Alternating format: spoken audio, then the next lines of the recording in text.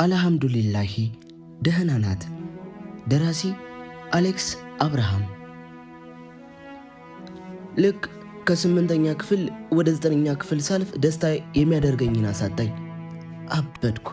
ልቤ በደስታ ጧ ልትል ደረሰች።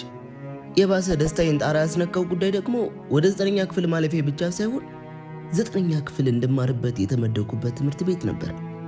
ታሪካዊውና ታላቁ ወይዘሮ ሲሂን ትምህርት ቤት። እውነቱን ለመናገር ያኔ ዩኒቨርሲቲ መግባት ራሱ ወይዘሮ ሲሂን እንደ መግባት አያኮራም ነበር።